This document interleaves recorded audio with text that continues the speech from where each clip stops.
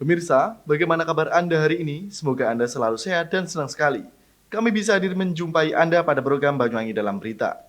Bersama saya Bima Dirga, beragam informasi teraktual dari sejumlah wilayah di Banyuwangi akan kami hadirkan untuk menemani aktivitas Anda. Inilah Banyuwangi Dalam Berita selengkapnya.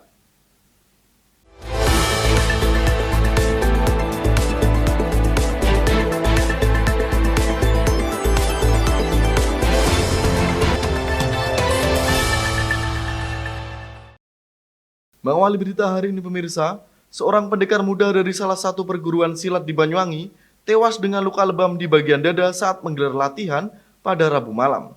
Diduga korban tewas akibat tendangan maut dari salah satu pelatihnya. Orang tua korban yang tak terima anaknya tewas secara tak wajar langsung melaporkan kejadian ini ke pihak kepolisian. Pemirsa diduga menerima tendangan maut dari pelatihnya.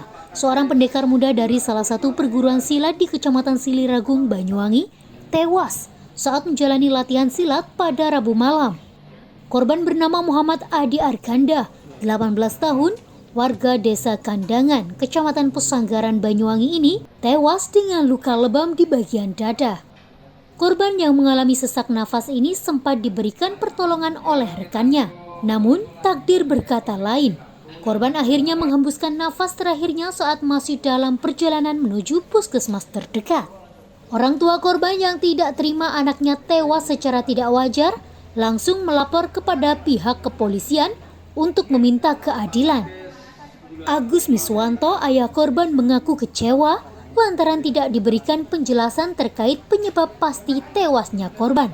Baik dari pihak pelatih perguruan silat maupun rekan-rekan korban memilih bungkam dan tidak menjelaskan apa yang menjadi penyebab tewasnya korban. Diketahui korban menjalani latihan di pekarangan rumah warga bersama 11 rekannya dan 6 orang pelatih. Saat korban mengikuti materi latihan refleks pukulan dan menghindar, korban diduga terkena tendangan salah satu pelatih tepat di bagian dadanya hingga membuatnya sesak bernafas. Hingga kini kasus tewasnya pendekar muda masih dalam tahap penyelidikan tim Satreskrim Polresta Banyuwangi. Harapannya saya menurut keadaan anak saya karena kematian anak saya itu banyak kejanggalan. Karena saya menanyakan pada teman-temannya yang menjemput saya di rumah itu memberitahu, dia nggak mau kasih tahu gimana kronologi kejadiannya. Tahu-tahu saya dibawa ke puskesmas Pesanggaran, anak saya sudah meninggal. Di dalam itu saya sudah menekankan gimana kronologinya. Dia cuma jawab materi latihan, cuma bilang seandainya bilang itu apa adanya mungkin nggak ada seperti ini. Sampai anak saya bawa pulang itu teman-teman dari warga saya nggak ada yang punya etika baik ke rumah itu. Gimana ada basa-basinya. Akhirnya saya dengan keluarga memutuskan nggak terima lah karena anak saya meninggalnya. Saya hanya ingin tahu kejadiannya seperti apa. Sudah dilaporkan di pihak kepolisian Polsek. Saya lihat di sini ada gosong-gosong. Itu masih utuh pakai pakaian silat. Jadi memang ini terkait dengan kejadian adanya salah satu siswa perguruan silat di Banyuwangi yang kemarin diberitakan meninggal dunia dalam kegiatan latihan. Ya, setelah kita lakukan proses penyelidikan, kemudian pada akhirnya tadi malam setelah kemudian kita menerima hasil otopsi daripada jenazah korban, kita berdasarkan gelar kita sudah meningkatkan status saksi saat itu. Anak yang berhadapan dengan hukum, yang posisinya saat itu berperan sebagai salah satu pelatih di kegiatan itu, sebagai tersangka kasus penganiayaan yang mengakibatkan korban meninggal dunia. Itu setelah kita melihat dari hasil fakta penyidikan yang kita lakukan mulai dari siang sampai dengan malam, kita melihat ada fakta hukum yang memang mengarah kepada adanya dugaan tindak pidana dimaksud, diperkuat dengan hasil autopsi dari dokter forensik yang kita lakukan tadi malam. Jadi saat ini ABH ya yang sudah kemarin kita amankan terlebih dahulu sebagai saksi, kita tingkatkan statusnya sebagai tersangka dan sudah kita lakukan penahanan Ya, kita lakukan penahanan di rutan Polresta Banyuwangi. Untuk selanjutnya kita akan laksanakan proses penyidikan sebagaimana mestinya dengan berpedoman pada hukum acara sebagai diatur dalam sistem peradilan pidana anak. Pasal yang sementara ataupun yang sudah kita tentukan berdasarkan hasil perkara, kita persangkakan pasal 351 ayat 3 KUHP. Ya, jadi hasil otopsi memang dokter menjelaskan bahwa ada luka dalam, ya, yang bersesuaian dengan perkenaan daripada tindakan yang dilakukan oleh si pelatih. Jadi pelatih ini pada prinsipnya melakukan semacam pelatihan, kemudian ada ada sesi di mana itu perlu dilakukan semacam teguran atau mungkin hukuman kepada si korban karena pada saat berlatih dipandang belum terampil atau menguasai, sehingga diberikan sebuah tindakan penguatan. Namun ternyata tindakan penguatan dilakukan dalam konteks teguran atau hukuman itu ternyata mengakibatkan, ya, kondisi luka dalam daripada si korban. Cara yang dilakukan penghukuman itu adalah melakukan pemukulan 1 kali dan melakukan tendangan 1 kali pada bagian perut, ya, perut, sehingga ternyata itu yang menyebabkan adanya luka dalam yang kemudian berakibat fatal bagi korban. Berarti ada unsur kesengajaan, ya? Ya, sementara dengan perkenaan pasal seperti itu kita menduga ada hal seperti itu, walaupun memang ya konteksnya ada kegiatan pelatihan, ya. Sementara itu, jenazah korban hingga Kamis malam masih berada di ruang jenazah RSUD Belambangan karena pihak keluarga korban meminta polisi untuk melakukan autopsi. Dari Banyuwangi, Jawa Timur, Tim Liputan Banyuwangi 1 TV melaporkan.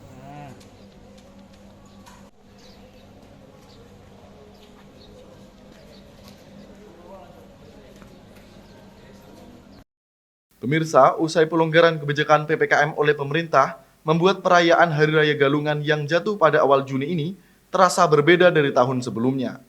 Kini umat Hindu tak terkecuali di Banyuwangi bisa berkumpul dan bersatu padu merayakan Galungan bersama-sama dalam satu pura. Pura Madusasana salah satunya. Pura ini jadi jujukan perayaan Hari Raya Galungan ratusan umat Hindu 5 kecamatan di ujung barat Kabupaten Banyuwangi.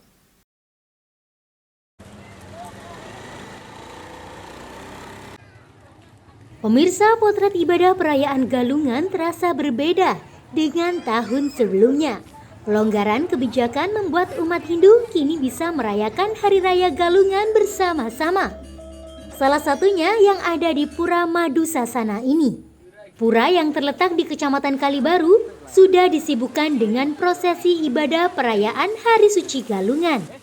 Menjadi jujukan ratusan umat Hindu di ujung barat Kabupaten Banyuwangi, membuat pura ini lebih hidup dari perayaan Galungan sebelumnya.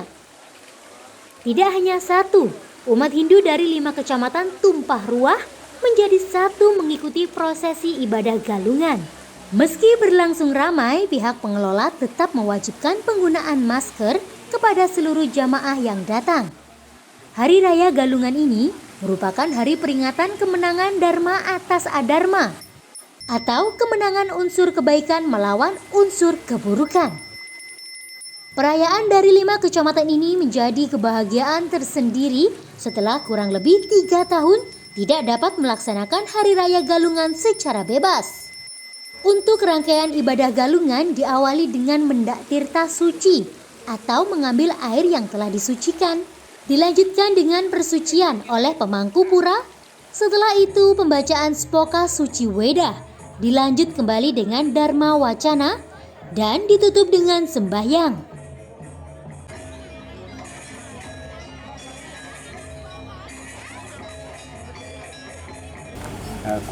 Kegunaan dari mendak untuk air suci itu digunakan untuk mensucikan semua umat yang ada di sini.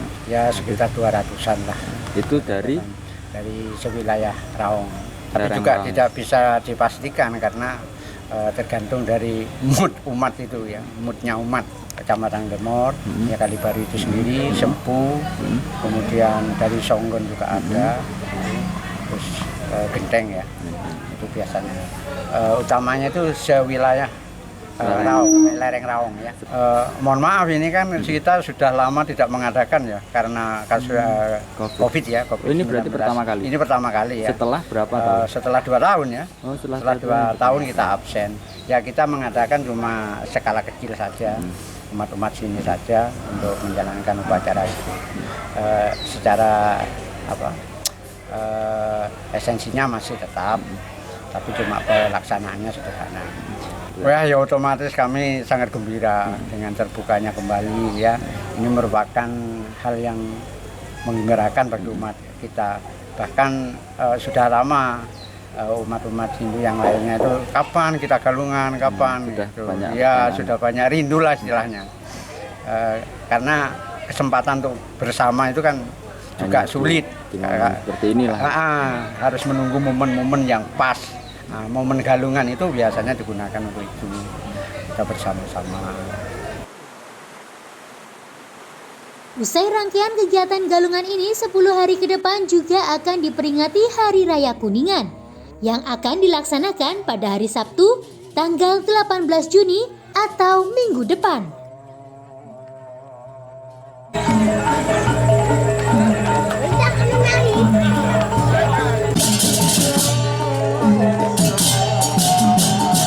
Bosan ngarep-ngarep anak-anak. Joget. Ya.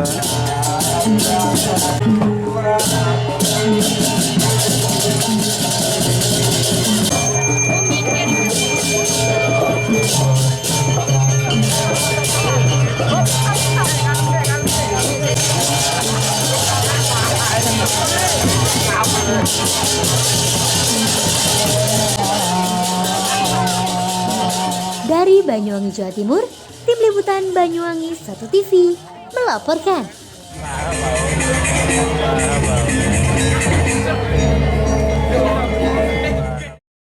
Pemirsa, jelang perayaan Idul Adha, jumlah harga kebutuhan pokok di Banyuwangi mulai terpantau naik. Berbanding terbalik, kenaikan ini justru membuat omset para pedagang merosot tajam lantaran data pembeli masyarakat turun.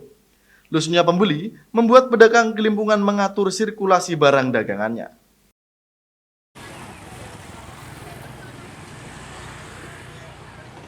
Pemirsa, dari pantauan salah satu pasar tradisional di Desa Jambewangi, Kecamatan Sempu, harga kebutuhan bahan pokok terpantau merangkak naik menjelang Idul Adha. Bawang merah, bawang putih, cabai merah, tomat, telur dan masih banyak lagi terus merangkak naik harganya. Tidak hanya hitungan ratusan rupiah, kenaikan bahkan mencapai lebih dari Rp5.000 per item. Terutama cabai rawit yang kenaikannya lebih dari 200%. Tidak hanya pembeli, pedagang pun dibuat resah dengan kondisi ini. Kenaikan yang terjadi dalam rentan hampir 2 bulan ini membuat omset para pedagang merosot tajam. Daya beli masyarakat yang rendah membuat omset mereka kian terjepit. Suliah salah satunya. Pedagang pasar ini mengaku bila omsetnya menurun tajam akibat kenaikan ini. Padahal sebelum kenaikan terjadi, sirkulasi barang dagangannya berjalan normal. Namun dengan kenaikan ini dirinya pun kesulitan untuk melempar barang dagangan ke konsumen. Belum lagi pembeli yang mulai mengurangi jumlah pembelian, membuat dirinya was-was bila barangnya menumpuk. Desas-desus kayaknya dengar, tapi ya ngomong kan ya ada yang ngomong gini, ada yang gitu, tapi tidak jelas. Ya kalau saya itu ya manut ya. Apa cari sing penak ya, tapi lek koyo lek tempat-tempatnya ini ya enggak mungkin direk. Karena ya berangkat sendiri ya. Para pedagang pun tidak bisa berbuat banyak selain pasrah. Mereka hanya bisa berharap kebutuhan pokok segera stabil sehingga para pembeli ramai kembali seperti sebelum harga kebutuhan pokok dinaikkan. Dari Banyuwangi, Jawa Timur, Tim Liputan Banyuwangi 1 TV melaporkan.